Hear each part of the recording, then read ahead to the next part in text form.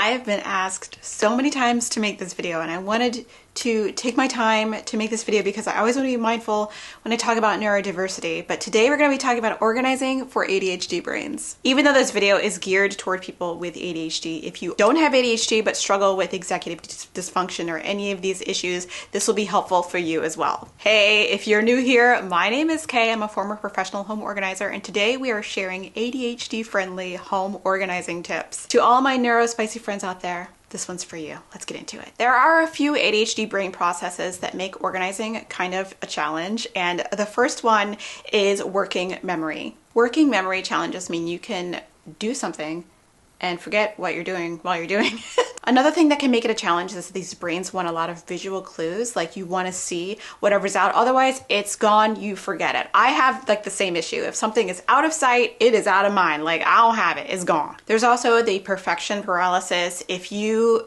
just want to start something, you're like, I'm gonna organize this closet. You're like, well, I can't really start because I don't want to do it not perfectly, and so no progress gets made. The other thing is motivation is an issue. It's an issue for a lot of people, actually, and I have very strong feelings about motivation. I believe that motivation is a thing that people often wait for that will never ever come. Motivation actually follows action. There is a whole study that has been done that shows that action precedes motivation. I know that getting started with anything is the most difficult thing for me, but I find that even if I just make one movement, like I step my foot out the door, or I get off the couch, I start to type anything, even if it's not perfect, it gives me motivation. A lot of people are waiting for motivation to precede action, and really the opposite is true. All you have to do is get started and then you'll get some motivation. No productivity hack is going to fix the motivation levels, but you can reduce some of the friction that makes it hard to get started by just getting started and knowing that it might be a mess. Don't be afraid to be a mess. Being a mess is better than doing nothing. So let's talk about the first rule before we talk about any other tips. If you take anything away from this video, please take this one, because otherwise the other tips in the video will not work. You have to have a home for everything in your home. A home for everything in your home. A place for everything to go. You should be able to put things away when you're done with them, and you should be able to put them away easily. We'll come back to that. I know that finding places for everything that you need to put away in your home can be a little bit of an ongoing process. It's not something that's going to happen overnight. So just be patient with yourself. But I promise, if you find a place for everything to go in your home, it's going to make everything else a lot easier. Without that, everything is going to feel like an uphill battle. So that above everything is what I want you to take away from this video. Is everything in your home should have a place to go when you're done with it. Okay, so we talked about a little bit of brains really wanting to see things and being visually stimulated. So I think for people who have a real affinity for visual organization, either want to do one of two things. They either want to store things in clear containers so they can see exactly what's in it, or you can use labels so you know exactly what's in a container if you don't want to look at all of the clutter. I think there is a third thing you should do is to keep fewer things. Now, I know I said in the past that I am not a minimalist. I'm still not a minimalist, but if you are easily distracted by a lot of visual stimuli, it will benefit you to have fewer items. So that way, if you're looking for a needle in a haystack, you're not gonna find it. But if you're looking for a needle and it's the only thing on the floor or the only thing on a shelf, you're gonna be able to find it easily, or maybe it's on the shelf with two other things, you know? So keep fewer items. You wanna make sure you can see what you have, and if you don't wanna look at what you have a clear label so that you can keep track of what's inside bins. I personally don't like to look at a lot of visual clutter, even though maybe you disagree. Behind me there's like a nice bookshelf with like lots of things, but I like to have things in containers with labels so I know what's inside. Otherwise, again, out of sight, out of mind, it's gone.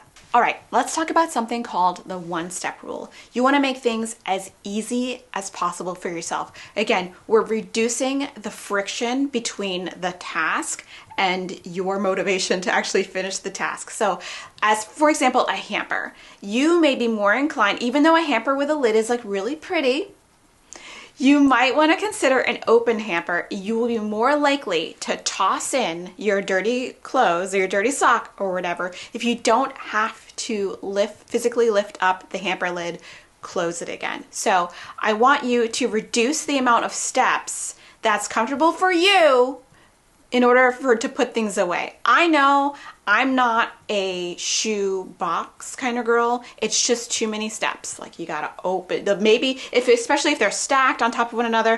If you want the shoe on the bottom, you have to unstack the stack. Then you open the box, take the shoe out, deal with the box. To make it easier, a stack of shoe drawers. Open the drawers, grab the shoes, close the drawers.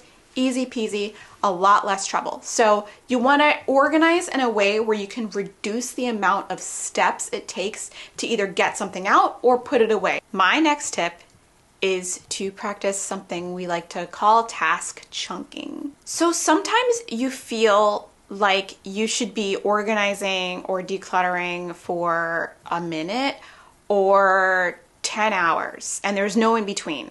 Like you're either doing it and you're distracted and you just can't do it anymore, or you get hyper focused. This is another way ADHD can manifest, and you're doing the thing for 10 hours. So I highly recommend that you practice time chunking, which means you start a task and you set a timer at a period of time which you think you could do it 10 minutes, 5 minutes, 20 minutes. You could even go full Pomodoro if you want. I love Pomodoro for doing work that I really don't want to do, which means you set a 25-minute timer, then you take a 5-minute break, then you set another 25-minute timer and a 5-minute break.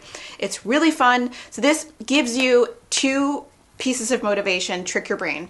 You get a little bit of time pressure. You're like, how much can I do before the time runs out? Because let's be honest, we all, no matter what we're like a little time pressure. Do you remember when you were in school and you had to write a paper and you knew you had to get started, but you didn't start until the night before and you were up all night writing the paper, and somehow you had the energy to do it? That's kind of time pressure that really gives you the energy to do what you want to do. So it gives you a sort of false time pressure, and it will set limits if you feel like you can't do something for very long. So again, set the timer for a limit you think you can hit. You may find you have a little more stamina than you thought, or you may find that it's perfect for you. Just experiment with different blocks of time to see, like 5 minutes, 10 minutes, 15 minutes, 20 minutes. What is my threshold that I can't do it anymore, or that I want to keep working? So I encourage you to experiment, see what works, see what doesn't.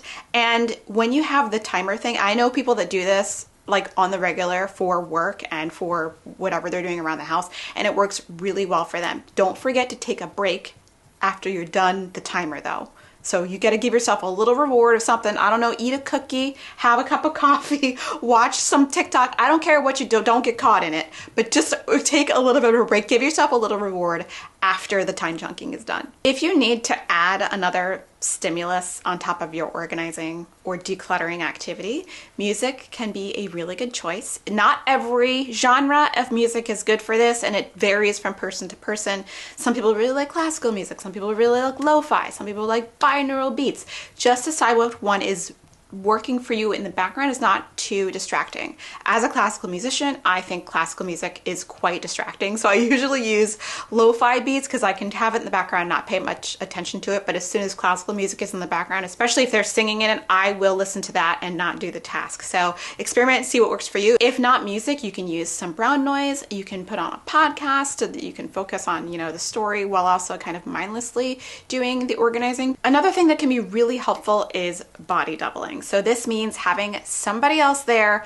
who will hold you accountable and will keep your attention while you're doing the decluttering or the organizing tasks. So it can be an actual person, it can be your pet, it can be somebody on the TV, it can be someone on the phone with you who's like helping you, cheering you on. You can do a little FaceTime party, you can be on Instagram Live, I don't know. Just somebody with you to hold you accountable. Accountability is one of those things that is really undervalued in society.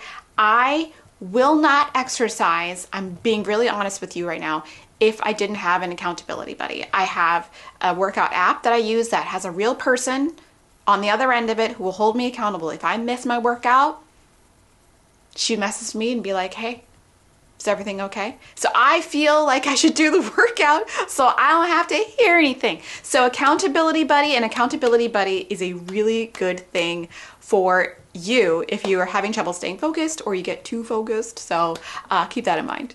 Another good thing is to have organizing, tidying up, decluttering tied to another activity that you're already doing habitually every day. Let's say you love to make your coffee every morning and have your coffee and enjoy that. If you want to actually tidy your desk while you have your morning coffee as part of your morning coffee ritual, you can do that. If you tie organizing or decluttering or tidying up to something you do every day, I think it's called anchoring, it will help you maintain the habit without much effort. Just sort of attach it. Like, I always take my vitamin before I make my morning matcha.